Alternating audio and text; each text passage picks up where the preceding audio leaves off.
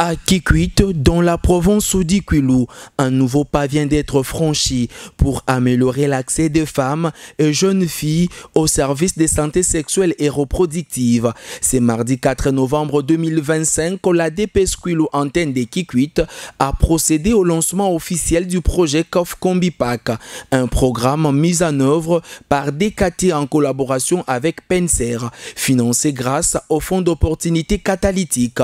Ces projets visent principalement à renforcer les capacités de prestataires cliniques et des distributeurs à base communautaire afin de faciliter l'accès aux services de soins complets après l'avortement sécurisé et à la planification familiale de qualité.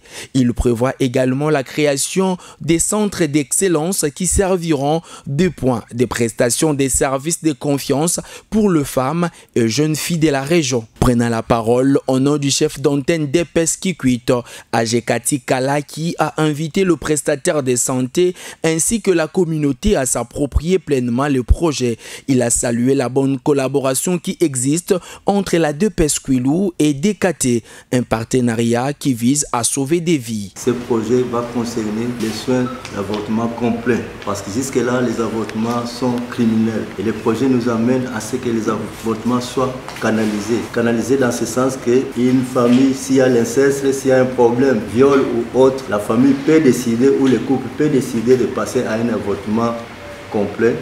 Alors, succès, le partenaire DKT qui est avec nous pendant toutes les années a amené ce projet qui a une durée de 6 mois. Oui, comme c'est une durée de 6 mois. Et ce que nous allons faire, c'est de s'approprier de ce projet, d'impliquer tout le monde, d'impliquer toute la communauté, afin que Kikwit soit le premier miroir qui va faire un épanouissement vers les autres. Il vous a dit que ce sont des projets, c'est un projet de fonds catalytiques, de fonds de plusieurs partenaires qui ont donné pour que ce projet puisse aller en avant. À la suite de cette cérémonie, les équipes de DKT ont présenté les grandes lignes du programme, notamment les activités de formation, de renforcement communautaire et de sensibilisation. La première activité communautaire s'est tenue ce mercredi 5 novembre 2025. Une causerie éducative a réuni de jeunes filles des différentes associations pour parler de l'avortement médicalisé et présenter plusieurs méthodes contraceptives. Certaines participantes ont reconnu que de nombreuses jeunes recouraient encore à des pratiques clandestines, dangereuses pour leur santé. Pour elles, accéder à des services sécurisés constitue une protection essentielle.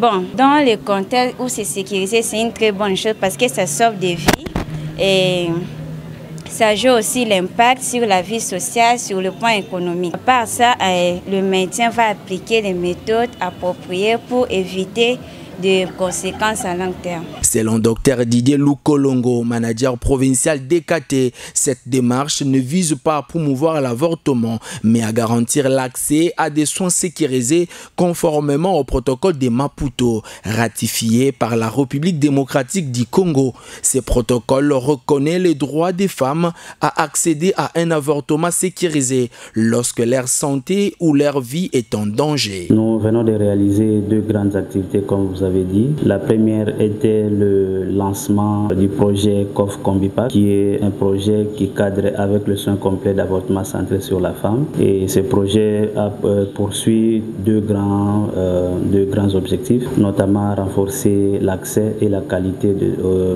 au service de soins complets d'avortement centré sur la femme. Et deuxièmement, c'est sensibiliser la communauté sur ce soin complet d'avortement centré sur la femme. Alors, je vais faire une mention ici, c'est que DKT ne fait pas la promotion de l'avortement, mais plutôt il fait la promotion de l'accès à l'avortement. Parce que le pays, la République démocratique du Congo, fait partie des pays qui ont signé le protocole à la Charte africaine des droits de l'homme, notamment ou appelé le protocole de Maputo, lequel protocole traite le droit de la femme, plusieurs droits, notamment le droit à l'avortement. Alors, c'était une causerie éducative pendant laquelle nous avons parlé de l'avortement. On doit parler de l'avortement, ça ne peut pas rester un sujet tabou.